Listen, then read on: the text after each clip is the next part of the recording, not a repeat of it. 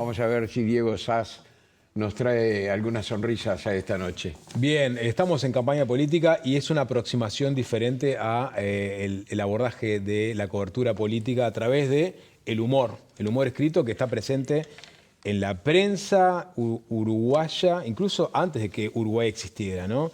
Estamos hablando de un libro que se llama 4 páginas arrancadas de Andrés Olveira, que hace un recorrido justamente por la historia del humor escrito en nuestro país, recorriendo publicaciones, secciones de diarios, revistas, obviamente algunas, las más cercanas y recordadas, el de Edo Guambia, Lunes, capaz que para... Lunes anterior, sí. Anterior, sí. obviamente, y de ahí para atrás, ¿no?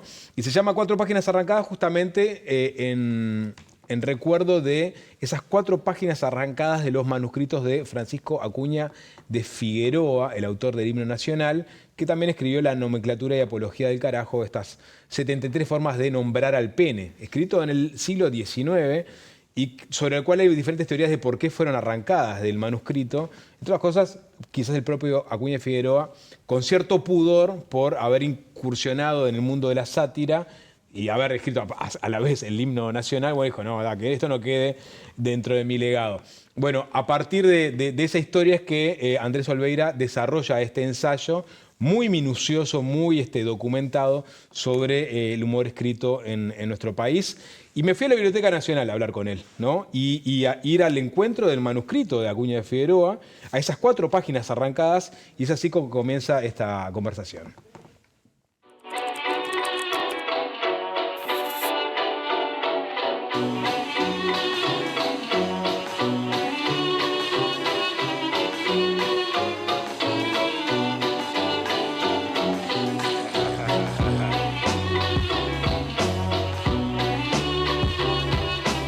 Andrés, vamos a hablar sobre el libro, sobre tu libro, la historia del humor escrito en Uruguay, pero para hacerlo tenemos que empezar por 4 páginas arrancadas. No el título del libro, sino las 4 páginas arrancadas que tenemos acá enfrente. Son manuscritos de Francisco Acuña de Figueroa, sí, el autor del himno nacional, quien lo escribió. Vos elegiste ese tópico para titular tu trabajo. ¿Por qué? El título tiene como ya un llamador y parte de cierta tesis de que el humor uruguayo quedó como a la sombra de la tradición literaria. El humor escrito como que quedó a la sombra de lo literario, como algo en minúscula, como el humor, una variante que los escritores o los periodistas manejaban, pero como subalterna. Es un texto emblemático de él, que tuvo una circulación, podríamos decir under, aplicando como algo que usamos nosotros. En las primeras décadas del siglo XX sale una edición sin especificación de editor, que dicen que fue Claudio García, y que era como entre los intelectuales de la época, Gallinal, Roxlo, era conocido el texto, pero salió de una forma así, como under. Entonces fue famoso el texto, es el texto más emblemático de él y casualmente no está recopilado en sus obras completas. Acuña de Figueroa era consciente de que eso era malsonante al pudor, lo llamaba, entonces él omite las cosas más fuertes que escribía porque era alguien que como que recurría bastante a la picaresca y hacía versos eróticos, que él era consciente de que y muy consciente de su propia obra, que a la hora de reunirla, pensando en su posteridad, él lo omite, pero ese resultó ser bastante conocido. Y habla también de, si tal vez esa autocensura y después la circulación posterior, que es sin responsabilidad, hablan también del pudor uruguayo y de cierta mojigatería que siempre estuvo, entonces me pareció interesante arrancar por ahí. Y aparte de nada. ¿Los arrancó o la arrancaron? Esa es la controversia. No se sabe quién pudo haberlas arrancado. Un periodista y librero uruguayo que vive en Argentina vino a constatar eso porque vio que esta edición no tenía responsabilidad de nada y se preguntó: ¿esto será de Acuña verdaderamente? Quiero ir al original. Sabía que Acuña era un meticuloso archivista de su propia obra y va a buscar los tomos, fatiga los tomos, como diría Borges, y encuentra 4 páginas arrancadas, pero constata que son de esa obra, de la nomenclatura y apología, porque en los márgenes tiene anotaciones que son inconfundiblemente de ese poema, de esos versos. Entonces, nada, él tiene la hipótesis de que quizá algún guardián de la moral y las buenas costumbres lo haya arrancado, pero en realidad es imposible determinarlo. Ahora Hay va a como ser un una misterio versión, ahí. quizás hay una versión que controvierta, que fue arrancado y que capaz que fue el propio Acuña que se sabe que autocensuró. se sabe que el propio Acuña omite de su obra, de la idea de sus obras completas eso, pero no se sabe. Bien. El humor uruguayo propiamente dicho nace después de Uruguay con periódicos que eran llamados de combate, donde los bandos que se empezaban a formar, que después devienen en lo que son el Partido Blanco, el Partido Colorado y todas las luchas que empezaron a ver, ya las diferencias políticas cuando se empiezan a manifestar, cuando arranca nuestra vida como nación, empiezan a plasmarse en estos periódicos donde la mejor forma que encontraban de bardearse era con el humor, era con versos picantes, era la chicana política, nace en 1830. La chicana política en la prensa escrita. ¿Era a través del verso o también a través de lo escrito? El verso era como el formato privilegiado para eso, porque le permitía la rima, le permitía los sobrenombres, yo qué sé, el Vasco Agarras, le decían a uno que tenía fama de... Había una que era la diablada o el robo de la bolsa, entonces hablaban los acusaban de ladrones a sus rivales, por ejemplo, y bueno, salía eso, en un momento hay como un alto al fuego, agarran en el Parlamento y dicen, bueno, esto no puede seguir así, y hay como un vacío satírico hasta el Mangangá, que es 1855, que se llamaban a sí mismos periódicos de combate aparte, y eran satíricos eminentemente, yo qué sé, la época de Lindolfo Cuestas, Don Feolfo, había mucha burla, y creo que el más emblemático de la segunda mitad del siglo XIX es el Negro Timoteo, de Washington Bermúdez, que tiene 4 épocas y es el que alcanza mayor extensión, tiene más de 100 números, casi 200 números, y es el que se logra sostener más, porque la historia de la prensa satírica y del humor escrito, algo que tiene como constante es la poca duración de las publicaciones.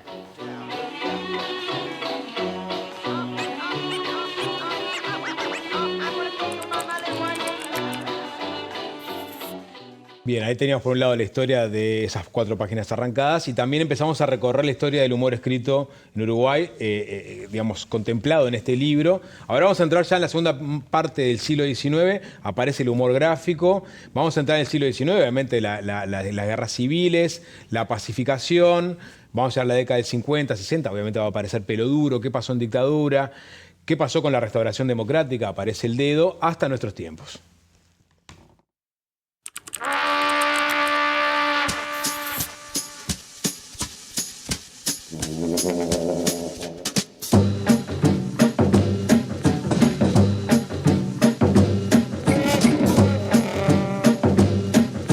En las primeras décadas del siglo XX encontramos que lo humorístico empieza a formar parte de la prensa periódica, con lo que hoy conocemos, como la conocimos también, que es con las páginas de humor. Entonces vemos que se acopla, entonces vemos semanarios como Rojo y Negro, vemos publicaciones mensuales, semanarios o periódicos que tienen una página de humor. En las primeras décadas no hay una figura que se destaque propiamente dicha, pero, por ejemplo, hay la línea Maginot, en la época de la Segunda Guerra Mundial, hay una audición radial que se convierte en periódico, que es Aliado. Entonces satirizan a los fascistas. Y después lo que viene es la época como de oro, que es de cuando nace Pelo Duro en el 43, y que eso lleva hasta la dictadura, que es la época donde proliferan los autores literarios que se dedican al humor, con la mayoría con seudónimo, y las publicaciones emblemáticas como Pelo Duro, Lunes, Misiadura, y las publicaciones de los bolsilibros de Arca o los libros de Alfa, que se publicaba humor como nunca en esa época. A ver, Pelo Duro, estamos hablando de una tira que después se cobra vida propia. Cobra vida propia. Sí, es una novela gráfica. Exacto. Que es algo que de repente se habla de novela gráfica con Art Spiegelman, con Maus, pero en realidad si rastreamos, Pelo Duro, Emilio Suárez lo hizo mucho antes y era una historia secuencial que tenía, sus personajes evolucionaban y que tenía un uso del humor y un oído también para el habla, que podríamos llamar el habla no convencional, como el habla de la calle, el habla marginal, que también integra otros elementos populares, que eso hace también que prolifere tanto y que después exista Peloduro como revista y que nucleara a todos. Escribió ahí Mario Benedetti como Damocles, Lina Berro como Mónica.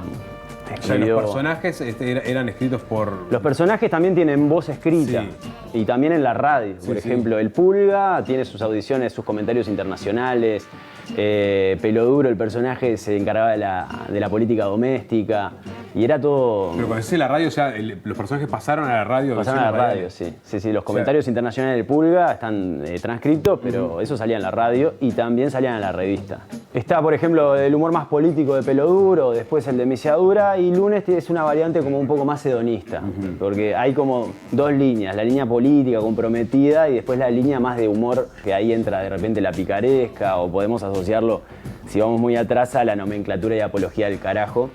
Y Lunes tiene eso, pero hay algo importante que es, más allá de todos los lugares donde hubo humor escrito y de que haya de repente comprometidos y hedonistas, o comprometidos y jodones, etc., no son categorías absolutas, porque en Lunes también tenemos, yo que sé, a Carlos María Gutiérrez, tenemos muchas críticas al gobierno blanco, y también en Peloduro, que era más comprometido de repente políticamente, también tenemos cosas que son picarescas. Aunque de repente el espíritu que prevalece es lo comprometido en uno y lo hedonista en otro, son cosas que se mezclan, que no son... que podemos también verlo en Carnaval, de repente el compromiso es lo que prima, pero también tenemos lugar para la risa como más despreocupada. En la década de los 60... se publican muchos libros de humor ahí, muchas antologías de cosas que salieron en revistas. Yo qué sé, Omar Prego, como Mongo y Benvolio, Lina Berro y Mónica, los libros de Peloduro. Se empieza a publicar mucho, empieza a proliferar mucho y también el humor escrito empieza a ser reflejo de todo ese declive institucional, la crisis social que si bien viene de antes, no es de generación espontánea, ya empieza a manifestarse el resquebrajamiento de una forma mucho más patente y el humor ahí es clave. El humor empieza a decir todas esas cosas y también hay otras investigaciones sobre, si bien el humor lo asociamos más a la izquierda, a la crítica social, también tenemos, pero más que nada el humor gráfico, también por ejemplo un humor anticomunista, un humor por ejemplo como el que hizo Daniel Sheck, más no Carlos, fue el de los dos hermanos el que hizo un humor político que podríamos decir de derecha, que si bien fue de repente minoritario también estuvo ese campo de batalla estuvo también en el 60, aunque Primo, Marcha también fue una plataforma que de repente uno lo asocia como a cierta seriedad crítica y también tenía una página de humor que se sostuvo desde que arrancó hasta el 74, hasta que cierra, y ahí escribieron también todos, escribió Juseca, el que cerró la cortina de la página de humor de Marcha con el último número fue Juseca. Y una semana después del golpe, cuando no se podía mencionar un cuento de Don Verídico, que es lo más apolítico que podemos ver, de repente no lo asociamos a lo político, un cuento de Don Verídico se llama El Golpe. Y habla de alguien que mata bichos con alpargata, y está ahí. En el título él manda ese guiño.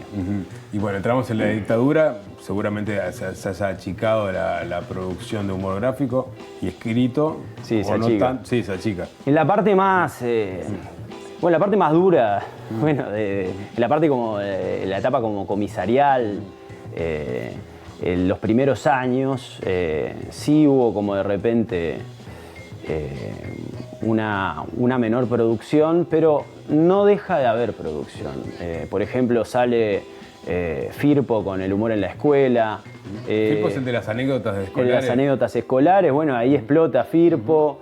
Pero también Juseca, los cuentos de Don Verídico, también en ese momento también fueron, si bien él arranca en los 60 con Don Verídico, en el 70 y poco él edita los cuentos de Don Verídico y tiene varias reediciones, sigue habiendo humor y después hacia el final de los 80 sale la editorial Acali, que tiene también, le dedica mucho al humor, sale el manual de divorciadas de Fanny Pujeski, que sale en el 79, que, hablando de divorcio, es un libro bastante... Entra con esas cosas de meterse en la vida adulta, en la sexualidad, capaz, esas Entran otros elementos y se va viendo cierta la apertura. influencia de Woody Allen, ponele. La influencia de Woody Allen, sí. Entran otros elementos que también son osados, meten... capaz que lo político no está tanto, lo político después como que se retoma con El Dedo, que también fue emblemática. Y ahí ya entramos en otra etapa, ¿no? Ya entramos en otra la etapa. transición hacia la democracia. El Dedo es el mojón. El Dedo es el Después mojón. del Dedo va a decantarse en Guambia. Sí. El equipo del Dedo pasa a Guambia. El Dedo tiene 7 números, va a sacar el octavo 82. y 82. Y se enteran de que no pueden sacarlo. Porque la dictadura te decomisaba dejaba que imprimieras para decomisarte. Todo el esfuerzo, toda la plata que habías gastado, por ejemplo, en imprimir, la dictadura, en realidad, desde el gobierno de facto, lo que esperaban era que vos hacer el mayor daño posible, ¿no? Entonces les llegó la data de que le iban a cerrar y no imprimen el número 8. Bien, perfecto. Y ahí arranca el Guambia. Bueno, Guambia es toda una historia aparte, o sea, marca la década del 80 seguro. No sé si estaba Verb también en esa época. Sí, Verb, sí, también. ¿Identificaste algunas otras que capaz que la gente no recuerda tanto o se llevan todas las marcas esas? Y pasa que Guambia nuclea, es como El Dedo y Guambia, como después Verb en menor medida, como que Guambia nuclea a toda la gente que está haciendo humor, básicamente. Y después están las páginas de humor. En Brecha tenemos a Masli, a Fernando Schmidt, que Brecha vendría a ser como una continuación espiritual de Marcha. Empieza a haber humor en diferentes plataformas, pero se empieza a atomizar. A medida que nos vamos acercando al siglo XXI y al presente, el humor se empieza a atomizar. Ya no hay, de cuando cierra Guambia, ya deja de haber una plataforma que una a la gente que está haciendo humor. Como Guambia, como Peloduro, como Lunes.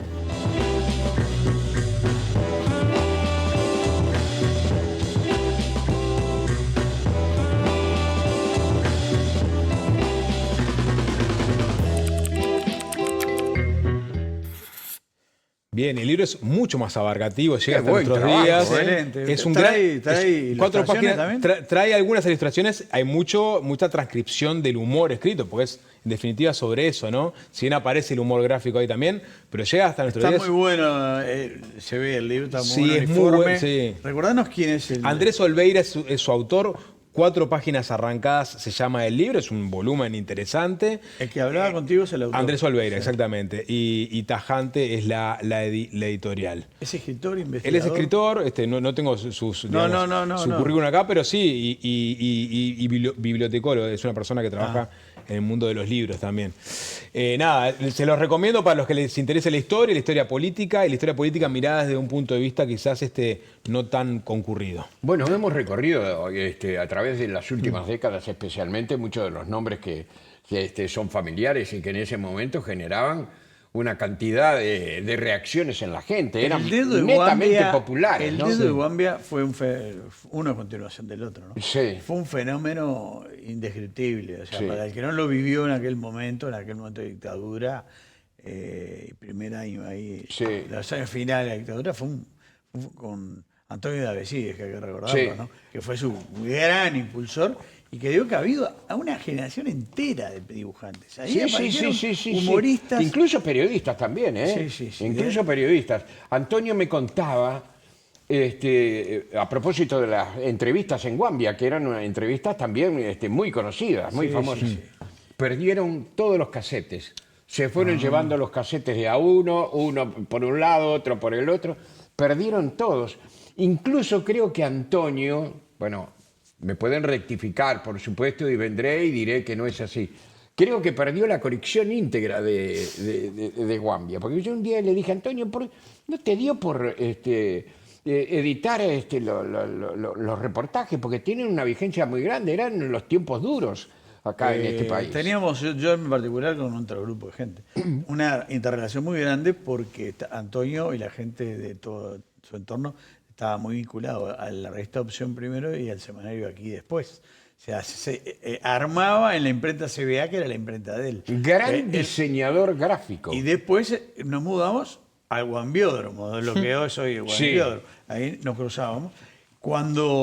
Una anécdota, cuando clausuraron definitivamente la revista Opción en la dictadura, por jugar hacia el botón blanco, en el 82, la primera reunión que se hace, clandestina, digamos, de alguna manera, para ver cómo se continuaba, fue en CBA, la imprenta de Antonio Davecida, ¿no? Mirá vos.